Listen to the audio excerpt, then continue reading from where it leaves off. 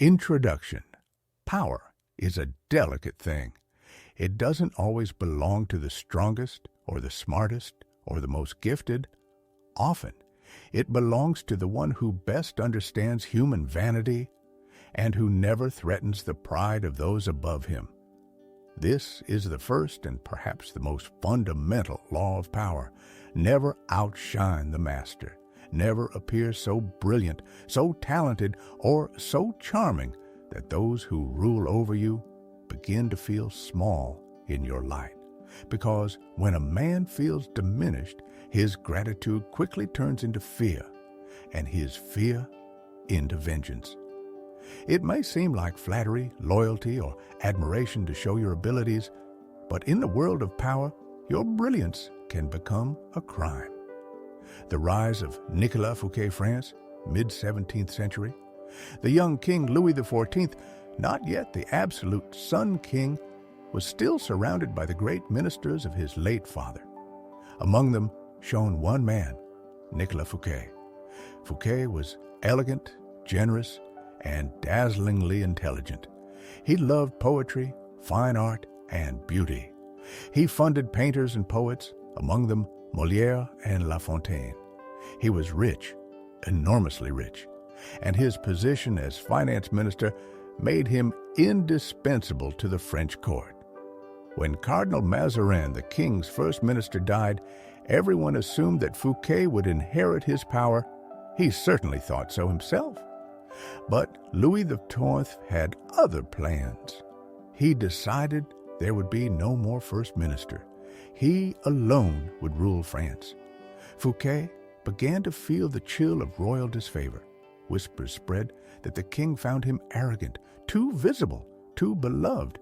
And so, in an act of fatal ambition, Fouquet decided to win back the king's heart with a gesture of loyalty and splendor. The night of glory, he organized the most magnificent celebration that Europe had ever seen. The official reason, to mark the completion of his newly built chateau, Vaux-le-Vicomte. The true reason, to honor the king. The greatest minds and most brilliant nobles of the age attended: Molière, La Fontaine, Madame de Sévigné, La Rochefoucauld. They came to witness a festival unlike any other. Fireworks that lit the sky, music composed specially for the occasion, a grand banquet with 7 courses and exotic dishes from the East. At the center of it all stood Fouquet himself, elegant, charming, generous, personally guiding the young king through the gardens that would later inspire the creation of Versailles. The fountains danced, the orchestra played, and even the heavens seemed to celebrate. Guests whispered, "This is the most beautiful night of our lives." But behind the royal smile, Louis XIV's mind was burning. Every cheer for Fouquet struck him like a dagger. Every compliment to the minister sounded like mockery of the king himself. That night, while Fouquet believed he was displaying devotion, he had, without realizing it, outshone the master. The fall. The next morning, Louis gave his order. Captain d'Artagnan, yes, the same legendary musketeer, arrested Fouquet on charges of embezzlement. The accusations were exaggerated, the trial political. Fouquet had indeed taken money from the royal treasury, but often with the king's consent. It didn't matter. Louis XIV could forgive theft, but he could never forgive being eclipsed. Fouquet was sentenced to life imprisonment in a remote fortress high in the Pyrenees. He spent 20 years there, forgotten, alone, and broken. The king replaced him with Jean-Baptiste Colbert, a man of modest means, grim habits, and no personal charm. Colbert threw no banquets, no fireworks, no poetry. He simply funneled money directly into the king's hands. And with those funds, Louis XIV built something greater than Vaux-le-Vicomte, Versailles, a palace that would become the symbol of absolute monarchy, the monument to his own eternal light. Where Fouquet had wanted to honor his master, he had instead taught him the intoxicating pleasure of being the only source of brilliance in France. The lesson Fouquet's tragedy was not greed or treason, it was psychological blindness. He believed the king's love could be won with generosity, art, and beauty. But Louis XIV was not seeking a friend. He was seeking confirmation of his supremacy. Every ruler in a court, a company, a family, or a nation craves one thing above all, to feel irreplaceable. And anyone who threatens that illusion must be destroyed. History is full of Fouquets, people who mistake their master's affection for equality and who pay the price for shining too brightly. The counterexample, Galileo and the Medici. 50 years earlier, another man faced a similar dilemma, but he played it masterfully. In Renaissance Italy, scientists and artists survived only through the favor of powerful patrons. One day, Galileo Galilei pointed his telescope toward Jupiter and discovered 4 bright moons orbiting the planet. It was a revolutionary finding, but Galileo knew that a scientific discovery alone would not feed him. He needed to transform it into political power. Instead of dedicating the discovery to science, he dedicated it to the most powerful family in Italy, the Medici. Jupiter, he noted, was the king of the gods, and the Medici, he suggested, were the living reflection of Jupiter's majesty on earth. There were 4 moons around Jupiter, just as there were 4 Medici princes. He even designed an emblem, Jupiter seated on a cloud encircled by 4 stars, the Medicean stars. He presented this symbol to Cosimo de' Medici. The message was clear. The heavens themselves celebrate your dynasty.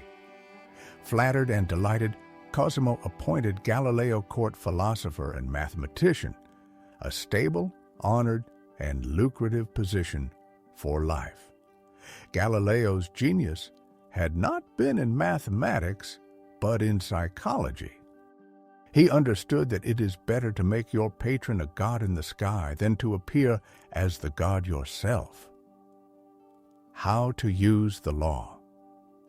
Every superior, every leader, every boss, no matter how confident, carries within them a kernel of insecurity.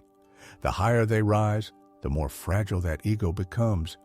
Your talent, your beauty, your wit, all of it can become a mirror that reflects their fears. So, when you find yourself before power, remember, your job is not to shine, it's to reflect.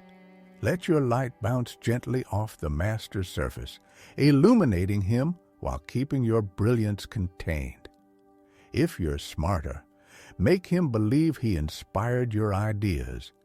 If you're funnier, let him be the one people laugh with, not at. If you're more charming, redirect attention toward him. Let him feel like the source of the energy you radiate. This is not submission. It's strategy. You are shaping perception, controlling ego, manipulating vanity, and all without a single act of open rebellion.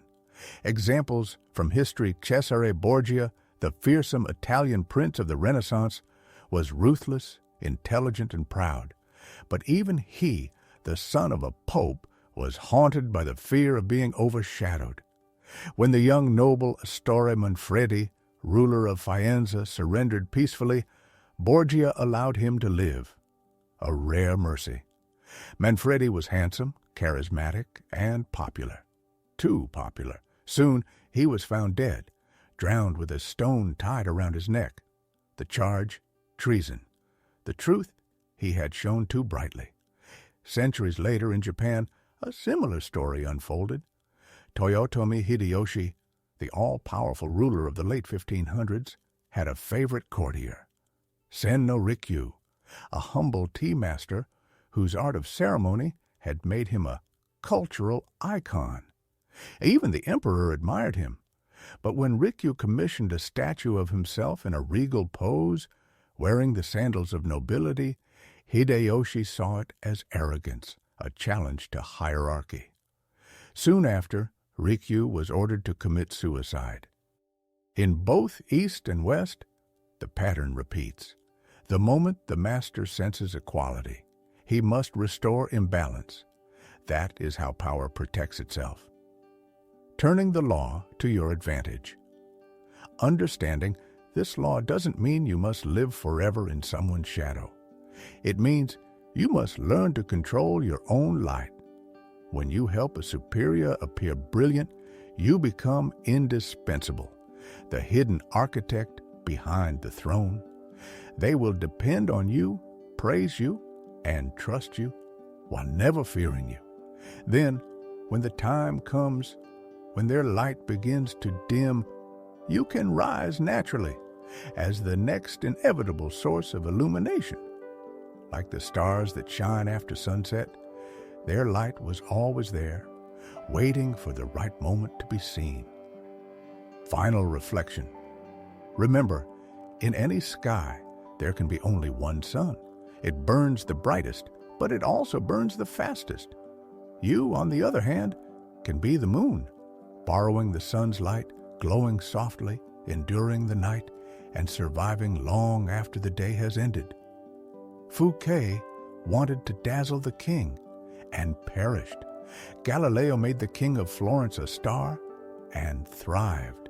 That is the difference between being brilliant and being wise. Never outshine the master.